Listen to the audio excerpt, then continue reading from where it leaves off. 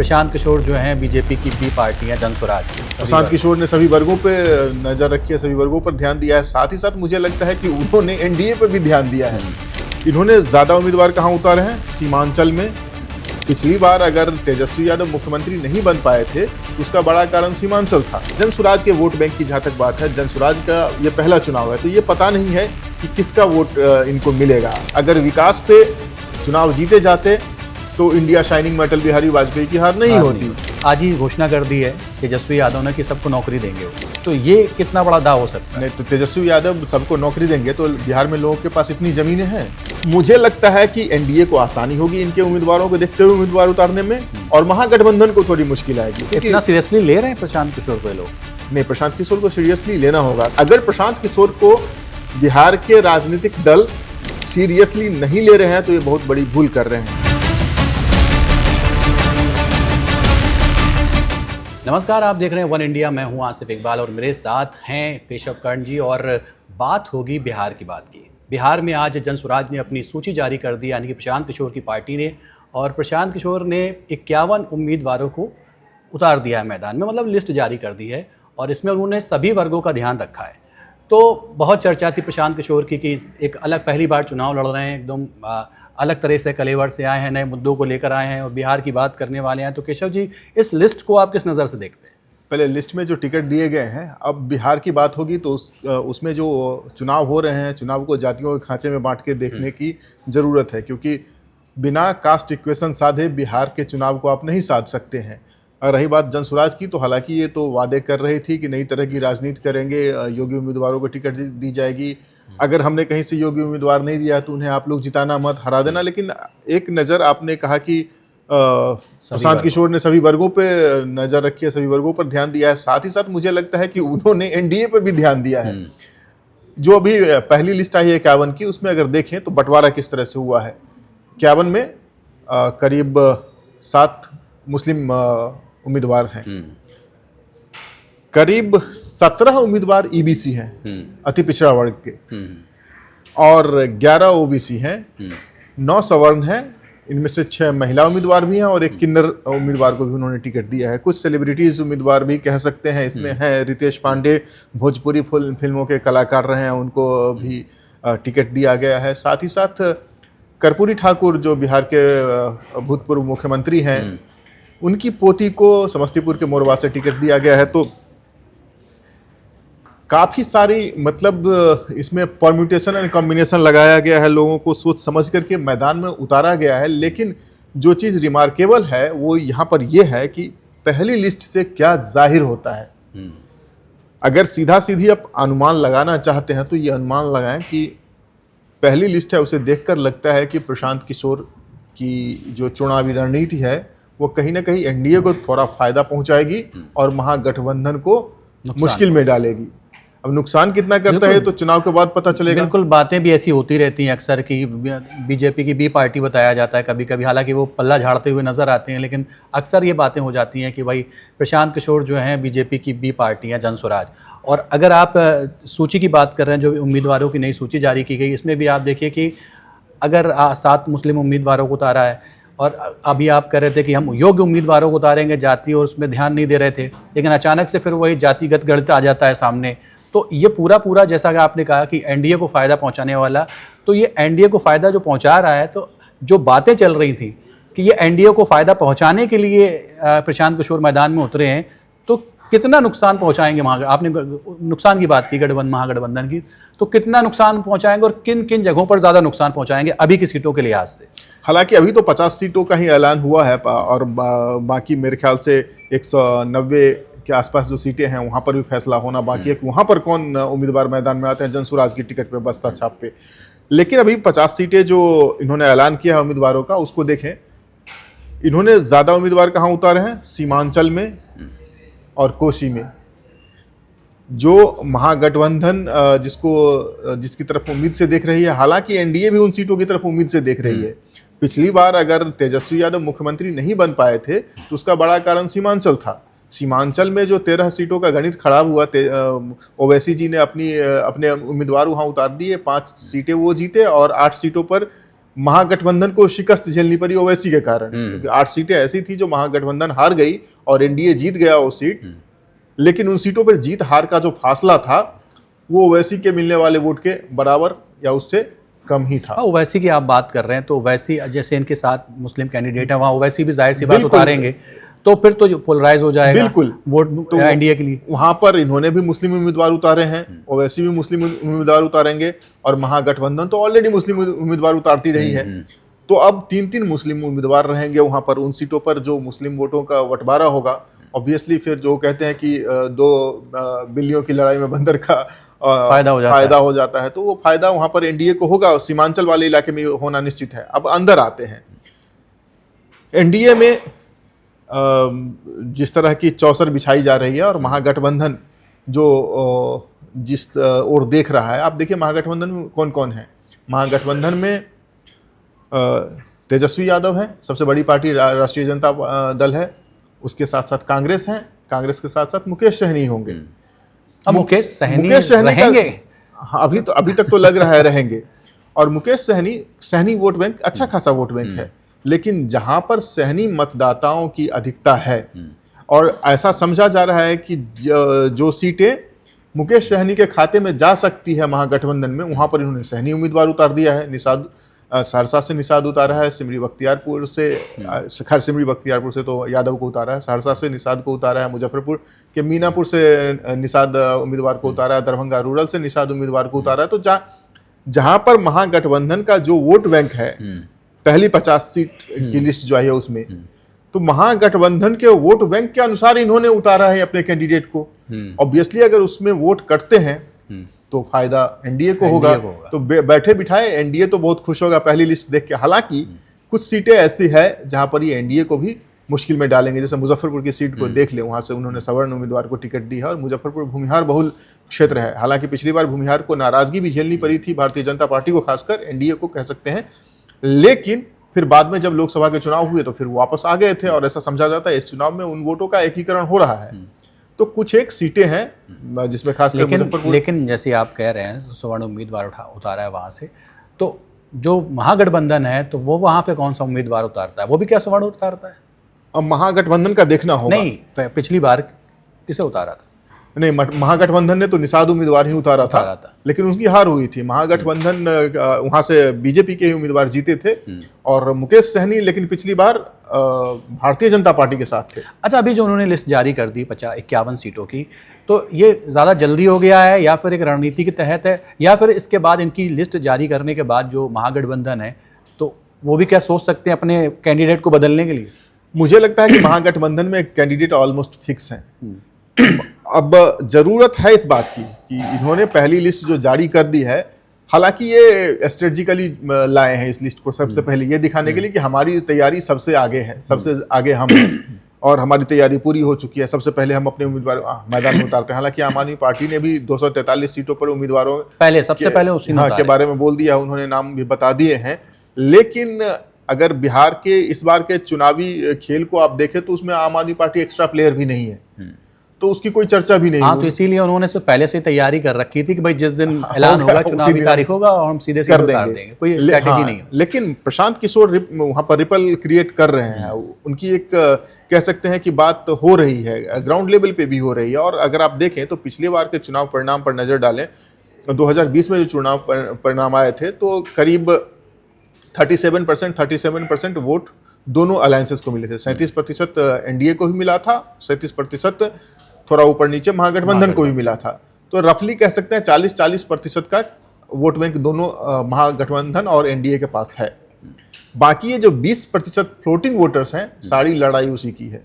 अब ऐसा नहीं है, बिहार में वोटर्स का जो शिफ्ट है वो ड्रामेटिक शिफ्ट नहीं होता है। ऐसा नहीं है कि रातों रात एमवाई समीकरण छोड़कर सारे मुस्लिम और यादव किसी दूसरे गठबंधन को वोट कर देंगे। वो राष्ट्रीय जनता पार्टी दल के वोटर्स हैं, आरजेडी के वोटर्स हैं, तो उन्हीं के रहेंगे। 1-2% इधर से उधर हो गए। अगर सवर्ण मतदाता या बनिया और ब्राह्मण बीजेपी के वोटर्स हैं तो बीजेपी के साथ ही रहेंगे, थोड़ा इधर से उधर होगा। आपने इसकी बात कही कि मुस्लिम एमवाई कॉम्बिनेशन जो है वो राजद को जाता है, तो इनका क्या कॉम्बिनेशन है? जन स्वराज का क्या है इनका वोट बैंक? एग्जैक्टली उसी पे मैं आ रहा था। लेकिन जो ये 20% वोट बैंक है उस पर सबकी नजर है और उसके बड़े चंक पे, क्योंकि ये आरजेडी को वोट नहीं करता है, बीजेपी को वोट नहीं करता है, दोनों गठबंधन में से किसी को वोट नहीं करता है। तो इस पर सबकी नजर है, जनसुराज की ऑब्वियसली नेचुरली इस पर नजर रहेगी कि ये 20% तो हमारा हो जाए।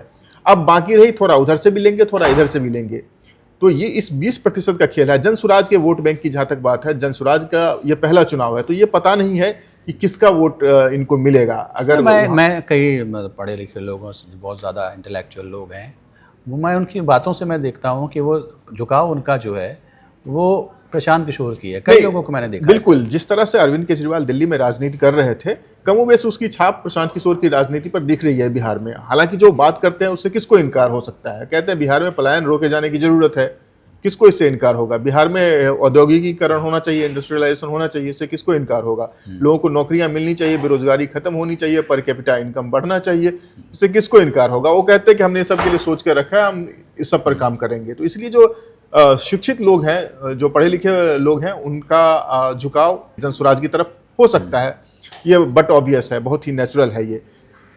लेकिन बिहार में और तमाम चीजें एक तरफ है, हालांकि हम यहाँ पर बिहार की बात कर रहे हैं इसलिए हम बिहार बिहार बार बार बोल रहे हैं, लेकिन पूरे देश में भी आप देखें कमोबेश, तो वोटिंग का पैमाना विकास मैं नहीं मानता हूँ। अगर विकास पे चुनाव जीते जाते तो India shining metal Bihari Vajpayee की हार नहीं होती। उसी चुनाव में नीतीश कुमार बाढ़ से हार जाते हैं। 2004 का लोकसभा चुनाव नीतीश कुमार बाढ़ से हार जाते हैं। बाढ़ उनका संसदीय क्षेत्र रहा है जहां से कई बार वो जीत दर्ज कर चुके थे पहले, बाद में भी जीते, लेकिन इंडिया शाइनिंग में नीतीश कुमार भी हार जाते हैं, जबकि बाढ़ में उन्होंने विकास की गंगा बहा दी थी। किसी को चेक करना हो तो ऑन रिकॉर्ड है, चेक कर सकते हैं। तो मेरा मानना है कि चुनाव जीतने के अलग मुद्दे होते हैं, विकास सरकारों को करना चाहिए, सरकारें विकास करती भी है, विकास ना करने के उन पर आरोप भी लगते हैं, वो एक अलग बात है। खासकर बिहार के चुनाव को आप पलायन, बेरोजगारी, इन सब से नहीं साध सकते। वहां पर जातीय समीकरण आपके साथ होना जरूरी है। जातीय समीकरण की तरफ अगर आप देखते हैं तो प्रशांत किशोर अपने कैंपेन में जिस तरह से मुस्लिम उम्मीदवारों को लेकर के सवाल उठाते रहे हैं, अभी पिछले दिनों उन्होंने कहा था, दरअसल उन्होंने महागठबंधन को प्रस्ताव दिया था कि महागठबंधन जहां से अल्पसंख्यक उम्मीदवार खड़े करेगी, जनसुराज अपने प्रत्याशी वहां नहीं उतारेगा। ठीक उसी तरह जनसुराज जहां से अपने मुस्लिम उम्मीदवारों को टिकट दे रही है, महागठबंधन वहां से मुस्लिम को ना उतारे। तो एक तो कह रहे हैं कि हमारा फोकस मुस्लिमों पे है। अब अगर मुस्लिम वोट बैंक में वो सेंधमारी की कोशिश में लगे हुए हैं, तो अब बताइए इसका नुकसान किसको होगा।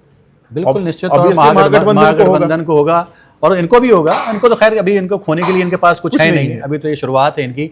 लेकिन एक बड़ी बात अभी जैसे आपने कही कि ये पलायन वाली बात कही कि ये मुद्दा उठा के रखा है इन्होंने, तो पलायन अभी एक आज ही घोषणा कर दी है तेजस्वी यादव ने कि सबको नौकरी देंगे, वो ज़्यादा से ज़्यादा लोगों को नौकरी देंगे वो।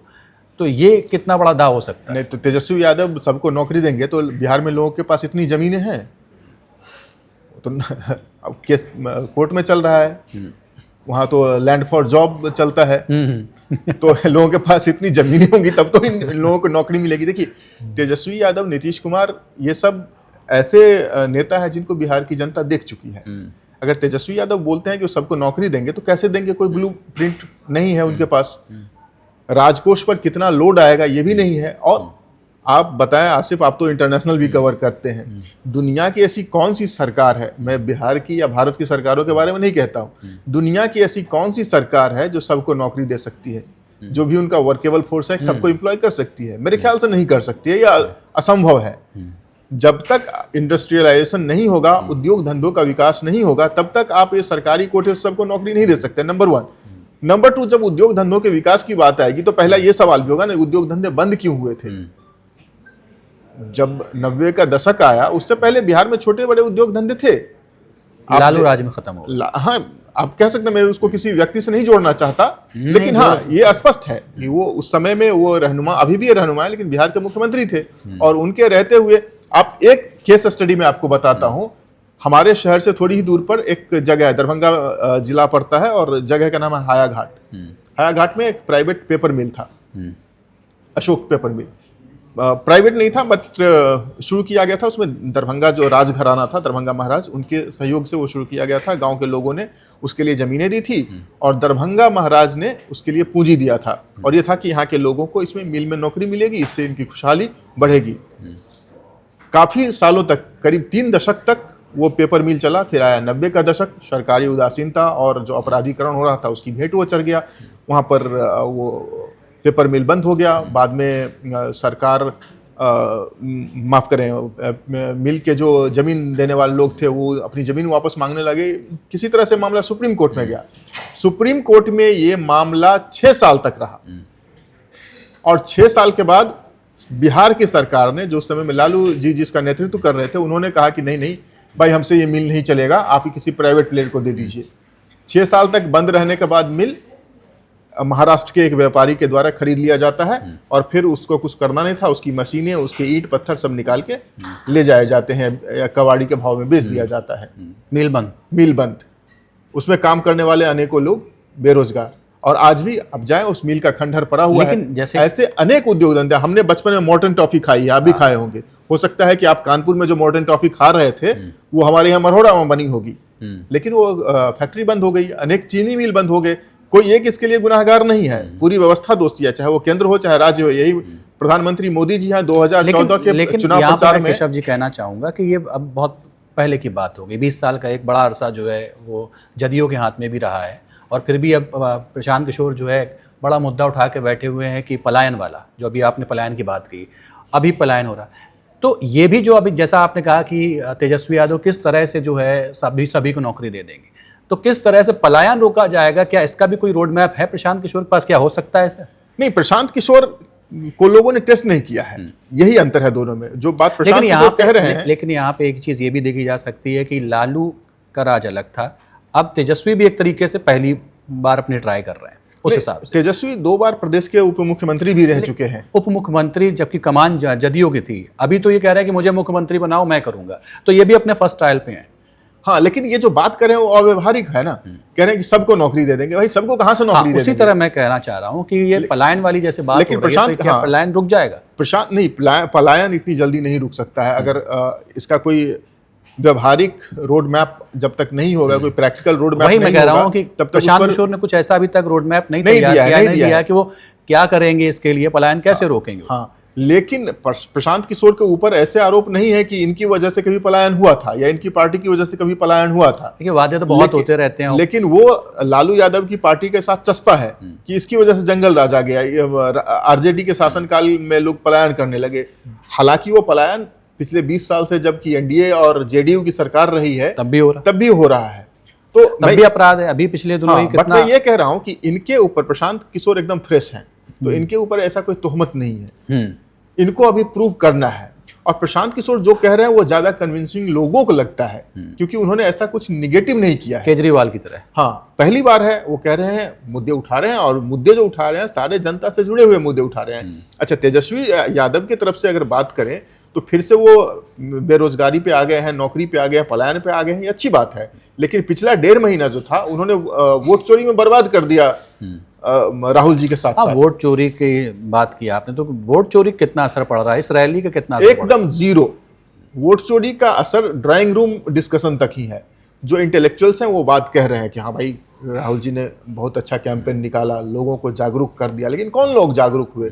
हमारे और आपके तरह के लोग जागरूक हुए, जो अपनी ड्राइंग रूम में डिस्कशन करते हैं, स्टूडियो में डिस्कशन करते हैं। इनके लिए एक ये डिस्कशन का मुद्दा, ये एक पॉइंट था, एक टॉपिक था। लेकिन जो लोग वोटर हैं, ग्राउंड लेवल पे हैं, उनको इससे कोई फर्क नहीं पड़ता। उनको दरअसल ये समझ ही नहीं आया कि वोट चोरी क्या हो रहा है। उन्हें सिर्फ अपना नेता दिखता है, उन्हें अपना नेता दिखता है, अपनी कम्युनिटी दिखती है, और उस कम्युनिटी में कौन खड़ा है, उनके मुद्दे को कौन उठा रहा है। वो अगर देखें, तेजस्वी यादव जिस आक्रामकता के साथ ये मुद्दे उठा रहे थे पिछले 1.5-2 सालों से, वो जारी रहता तो जन स्वराज को इतना स्पेस नहीं मिलता। तो क्या जन स्वराज जो है आरजेडी से ज्यादा अच्छा लड़ रहा है? अगर आप इसको जनता में विश्वास के मुद्दे पे देखते हैं तो मैं कहूंगा हाँ। और इसका मैं एक कारण और समझता हूं। लेकिन जनता वाली जैसे आप बात कर रहे हैं, और अभी हम जातिगत पे ही बात कर रहे थे कि MY समीकरण यहाँ का है, सवर्ण का यहाँ का है, फला का यहाँ का है, तो क्या ये सब साइड में हो जाएंगे? अब उस पे आता हूं। पहले ये मैं एक बात जो कहना चाहता था वो कह दूं।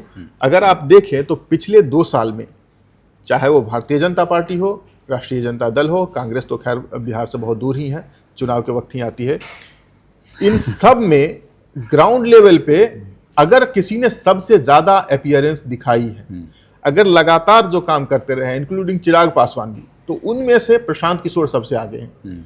पिछले 2 साल में उनकी कोई लीव नहीं हुई है, कोई छुट्टी मनाने वो कैलिफोर्निया या कहीं नहीं गए हैं।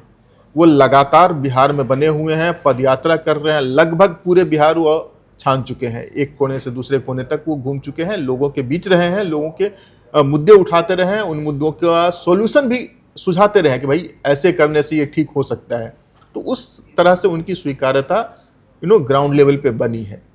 उनके ऊपर पहले से कोई आरोप नहीं है, कोई तोहमत नहीं है, कोई इल्ज़ाम नहीं है, तो लोगों का थोड़ा भरोसा भी हो रहा है।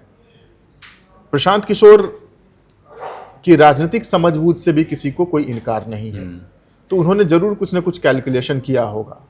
अब ये बात दूसरी है कि प्रशांत किशोर जीतने लायक, सरकार बनाने लायक सीटें ला पाते हैं या नहीं, यह एक अलग प्रश्न है। ये कितनी सीटें लगती दीगर हैं सवाल आपको? है।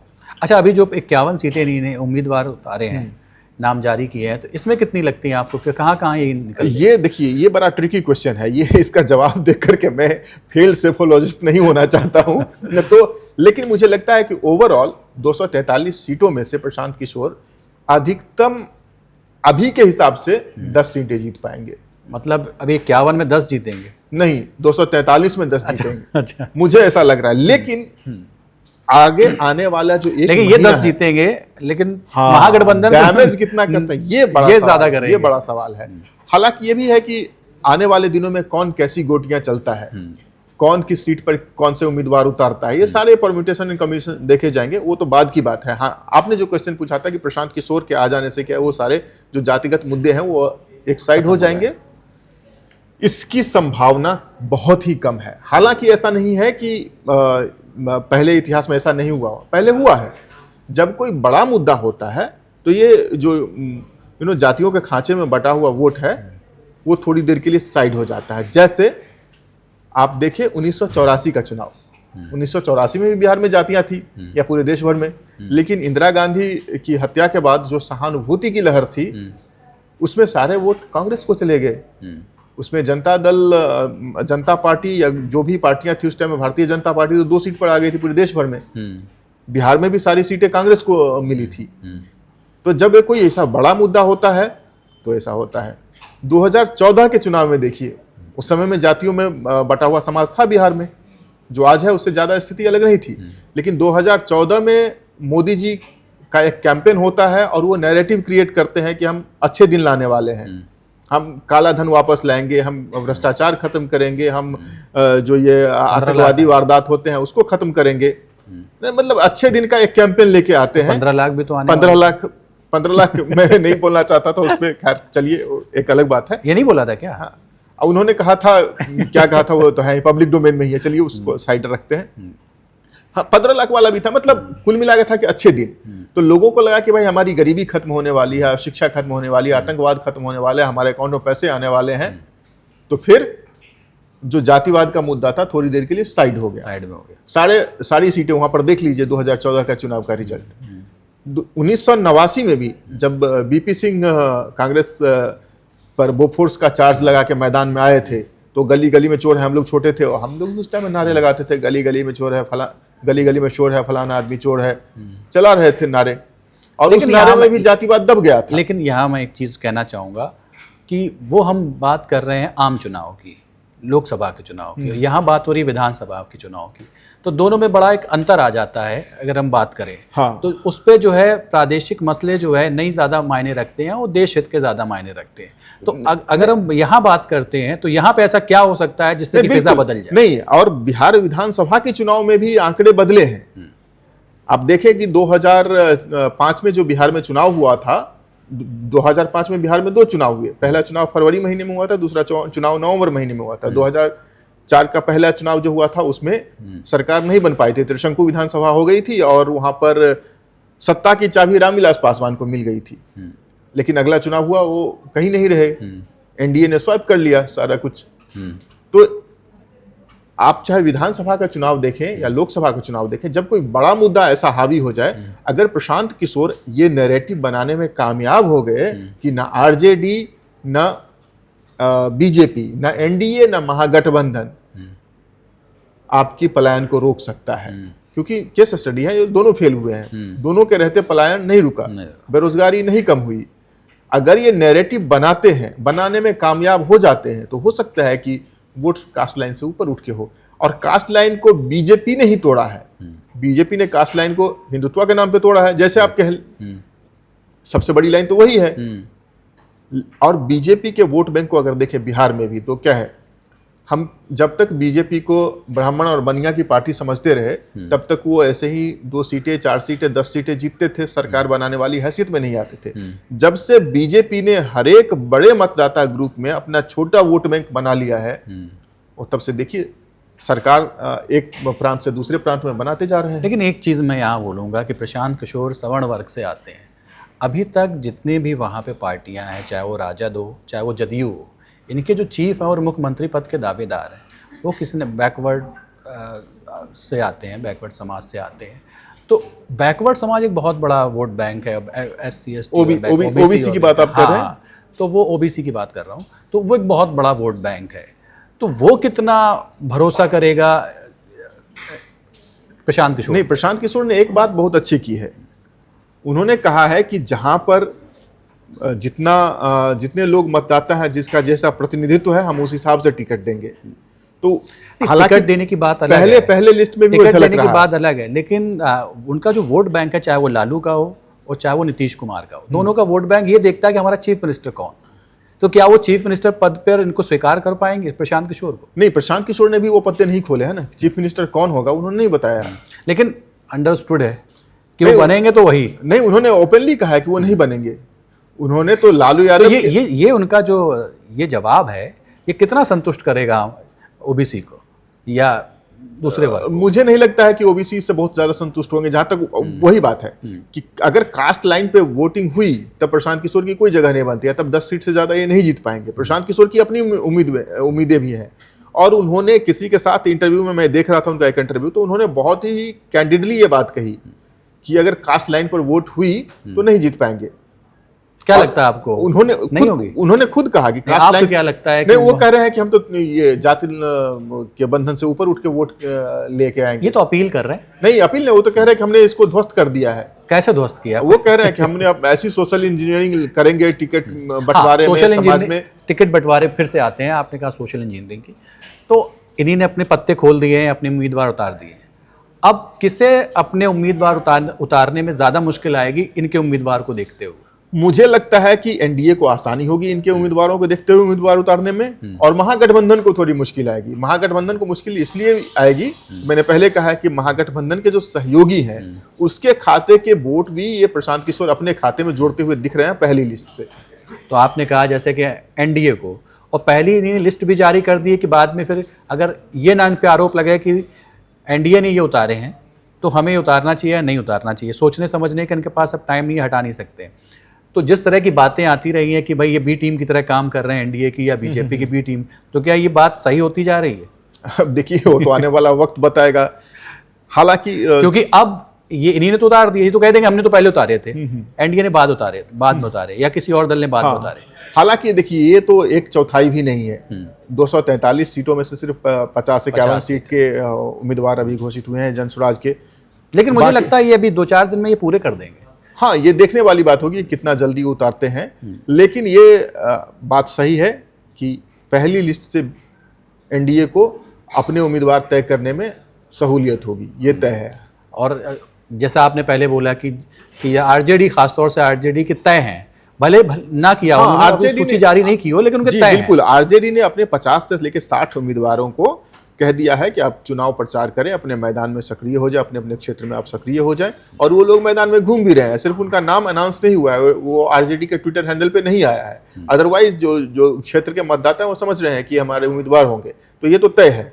अब ये है कि वो अगर आरजेडी, मुझे नहीं लगता है कि इनके उम्मीदवारों के नाम को देखते हुए बदलेगी। अगर बदलेगी तो बैकफायर करेंगे ना। वो जो ऑलरेडी सक्रिय हैं वहां पर 50 से 60 तक का तो ओपन है, डिक्लेयर है कि ये लोग हैं मैदान में। आरजेडी के नेता भी उनको एक्नॉलेज कर रहे हैं, तो उनका तो तय है। लेकिन उसके अलावा भी लोगों को कहा गया होगा कि आप भी अपने अपने क्षेत्रों में सक्रिय हो जाएं। तो अगर अब उनको वापस करती है या वहां पर बदलाव करती है इनके उम्मीदवारों को देखते हुए, तो मुझे लगता है वो बैकफायर कर सकता है, और ये अमूमन कोई करता नहीं है, क्योंकि इतना सीरियसली ले रहे हैं प्रशांत किशोर को ये लोग? नहीं, प्रशांत किशोर को सीरियसली लेना होगा। अगर ये प्रशांत किशोर को सीरियसली, देखिए प्रशांत किशोर कोई अरविंद केजरीवाल या कोई पुष्पम प्रिया नहीं है। उन्होंने कई सारे चुनावों में प्रबंधन का काम किया है, चुनावी राजनीति की समझ उन्हें है, इस बात से कोई इनकार नहीं कर सकता। नहीं इस बात से बीजेपी इनकार कर सकती है, नहीं इस बात से जेडीयू इनकार कर सकती है, ना कांग्रेस, नहीं देश की कोई political parties for that matter, कोई इनकार नहीं कर सकता है प्रशांत किशोर की राजनीतिक समझबूझ से। वो जो कॉम्बिनेशन बनाते हैं मतदाताओं का, उसको भी लोग, ये जो पार्टीज है, क्योंकि वो सबके साथ काम कर चुके हैं तो सब समझते होंगे। अगर प्रशांत किशोर को बिहार के राजनीतिक दल सीरियसली नहीं ले रहे हैं तो ये बहुत बड़ी भूल कर रहे हैं। आपने कहा कि बहुत समझ रखते हैं, राजनीतिक समझ बहुत अच्छी रखते हैं, कई जेडीयू के साथ भी जुड़े रहे, बीजेपी के साथ भी जुड़े रहे और कांग्रेस के साथ भी जुड़े रहे, और उन्होंने बड़ी रणनीतियां बनाई, चुनाव भी जितवाए हैं, लेकिन फिर खुद चुनाव क्यों नहीं लड़ रहे? नहीं, कोई जरूरी नहीं, नीतीश कुमार भी खुद चुनाव नहीं लड़ रहे हैं। वो एक अलग थे, ये तो चाणक्य बताए जाते हैं, तो ऐसे नहीं, समीकरण बनाया कि अपने लिए सीट पक्की कर लें। नहीं, खुद चुनाव नहीं लड़ने के कई सारे कारण हो सकते हैं। अगर ये खुद चुनाव लड़ते हैं तो एक सीट पे पिन होकर रह जाएंगे, एक कंस्टिट्यूंसी, 2-4 कंस्टिट्यूंसी में। अभी तो ऐसे हैं, स्वतंत्र हैं, पूरे राज्य भर में प्रचार करेंगे, ये भी एक कारण होता है। और बड़े नेता खासकर चुनाव नहीं लड़ते हैं क्योंकि उनकी डिमांड होती है अलग अलग जगहों पे। पिछली बार आप देखें, लोकसभा का चुनाव ही उदाहरण है, राहुल गांधी को पिन कर दिया गया था उनके ही कंस्टिट्यूएंसी में, वो ज्यादा घूम नहीं पा रहे थे, बहुत कम सभाएं राहुल गांधी की हुई देश भर में। तो एक हालांकि इससे एक परसेप्शन भी सेट होता है, बड़े नेता अगर चुनाव में जाते हैं तो आसपास की जो 10-20 सीटें होती है वो भी प्रभावित होती है। हम आप इस चीज़ को समझते हैं, हम यहाँ बैठकर बातें कर रहे हैं, हम इस चीज़ को, लेकिन आम आदमी इस बात को कितना समझता है? उसके दिमाग में ये बात भी डाली जा सकती है कि यार जब ये खुद बंदा चुनाव नहीं लड़ रहा है तो यार क्या जीतेगा, अपनी टीम को क्या जिताएगा? तो ये समझ जो है, ये जो सोच है लोगों तक पहुंचाई जाएगी, वो कितना बैकफायर करेगी? नहीं, देखिए, मुझे नहीं लगता है कि ये कोई मुद्दा है, क्योंकि ऐसा रहता तो नीतीश कुमार तो वर्षों से, पिछले 20 साल में उन्होंने चुनाव नहीं लड़ा है विधानसभा का। हर बार एमएलसी बन के आते हैं और जीतते हैं और मुख्यमंत्री बनते हैं। तो ये मुझे नहीं लगता है, क्योंकि बिहार की जनता, एटलीस्ट मतदाता जो है इस मामले में परिपक्व है, उनकी जो पॉलिटिकल अवेयरनेस है वो ठीक ठाक है, या अबव एवरेज है। तो लोगों को समझ है कि चुनाव लड़े ना लड़े, वो पार्टी का शीर्ष नेता है, उसकी समझदारी है, वो मुख्यमंत्री बन सकता है, वो रणनीति बनाता है, इसलिए चुनाव नहीं लड़ता है। सब कुछ एक जो चुनावी रणनीति होती है ना, बिहार के लोगों की समझ इस मामले में थोड़ी बेहतर है, मुझे ऐसा लगता है। बहुत बहुत शुक्रिया करण जी। और सच को आपको बता दें कि हम बात कर रहे थे प्रशांत किशोर की, जो कि जन स्वराज पार्टी के अध्यक्ष हैं, और उन्होंने आज 51 उम्मीदवारों की सीट जारी कर दी है, उम्मीदवार जारी कर दिए हैं 51 सीटों के। और अब देखना होगा कि आगे क्या होता है, आगे और कौन सी सीटें आती हैं, किससे नुकसान होता है, किससे फ़ायदा होता है। जैसा कि केशव जी ने बताया कि एनडीए को इससे फ़ायदा हो सकता है, जिस तरह से उन्होंने जहाँ जहाँ पर उम्मीदवार उतारे हैं वहाँ पर एनडीए का फ़ायदा हो सकता है। बिहार की बात में आज इतना ही। बिहार से जुड़ी चुनावी खबरें और भी दूसरी खबरों के लिए आप वन इंडिया की साइट पढ़ते रहिए, साथ ही वीडियो भी देखते रहिए। धन्यवाद। Subscribe to One India and never miss an update. Download the One India app now.